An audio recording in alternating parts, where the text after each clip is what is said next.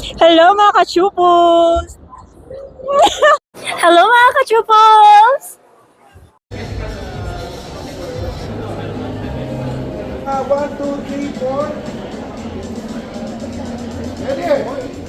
1, 2, 3, 4. Let's welcome the Philippine Medical Expo. Palakpakan namin. Hello mga ka-chupos, at ngayon ay day 1 ng PhilMed at kasama natin si Sir Julius at si Sir Armin. Sir, regarding po pala sa project nyo po is ano pala ang tawag po dito, sir? So yung project namin is called Tayo Project. And here we have our device. Ang pangatawag naman sa kanya is si ELMO, Lower Limb Mobilization Device.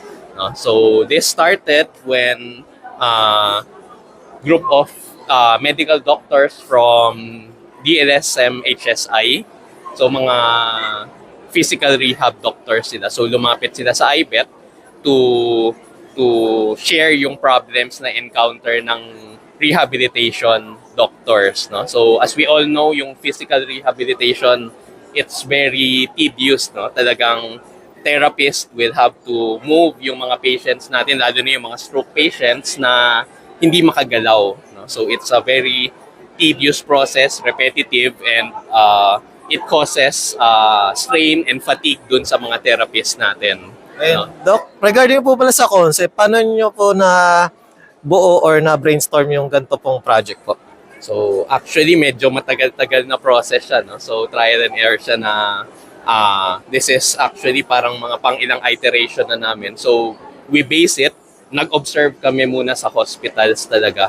So pinanood namin yung mga therapist kung ano yung ginagawa nila dun sa hospital, and then we tried to replicate it using these robotic systems, no? So dun talaga, so to solve the problem we really have to go back to the roots where it is being done.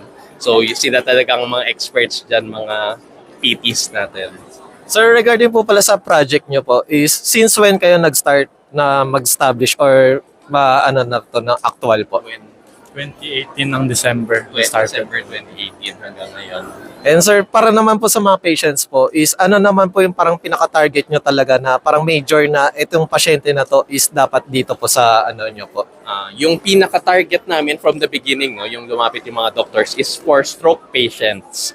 But as we are developing this one, no, more and more doctors are reaching out to us, interested in getting to try this device, no, para dun sa mga iba't ibang mga conditions. So medyo early stage pa lang kami, but hopefully if we get to have more of these devices, we can cooperate with more and more hospitals and try it to different conditions outside of stroke. And Sir Julius, regarding naman po sa equipment nyo is ano pala yung mga function or ano po ba yung mga patient na makaka-ano nito, sir? Yeah.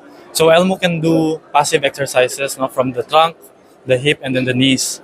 And then aside from that, Elmo can do parang transition from different positions, from supine or higa, sitting, and then as you see right now, standing. So that's the niche and very unique part of Elmo, where they can assist and patients to do sit to stand. And sir, regarding po pala sa target market nyo po is ano po ba siya? Pang government lang or kahit sa private hospital po? Sa ngayon, we're targeting hospitals para ma-prove muna yung ano niya. But in the future, yung target talaga namin is to have it sa mga households, no? Kasi kung nalalaman po natin, no, kung may mga kakilala tayong na-stroke, maski hanggang sa bahay na, parang nahihirapan yung mga family members nila kasi talagang kung hindi na siya makatayo, kailangan mong buhatin. Minsan dalawang family members hindi na magtrabaho kasi kailangang alagaan sa bahay. So yung target namin is if with the help of this device, katulad ng position niya ngayon, so kaya niyang itayo or to do or hihiga, upo siya with the help of this device. So And yun. po, Doc, regarding po pala sa device nyo po, curious lang, anong mga patient na po yung naka-experience nito so far po? So far, The most recently, we were able to do a first safety trial. That is only 18 healthy participants or patients. And upcoming this year, we will be doing our second trial for the post-stroke patients in UERM. And sir, regarding po pala sa next project, just in case na, yun nga po, maging successful na to, ano pala yung next target nyo na para naman sa iba pang patient po? Sa ngayon, yung focus namin is dito muna is to really keep on improving. So, marami pa kaming kailangan gawin para ma-improve siya ng ma-improve.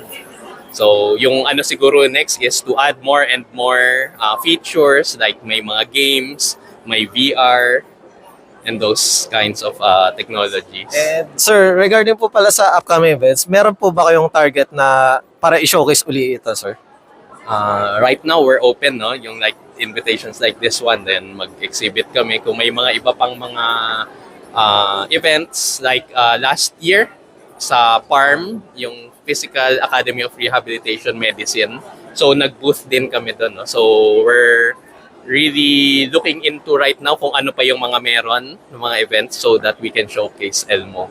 And sir, please invite naman po sa inyo para just in case na curious pa sila or other concern po. So, Yeah, so to know the Tayo project and ELMO, you can visit our website in dlsuibet.edu.ph. and also our Facebook. Aside from that, we also have our Facebook page. Just click or type no Tayo project. You can find there our information, and then we also post updates there. So, looking forward to see you. Once again, thank you mga sir. Okay, thank you.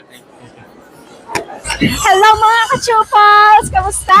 It's been a long time! Hello mga ka-chupos! Hello mga ka-chupos! Hello mga ka-chupos, at ngayon ay day 2 ng Wonder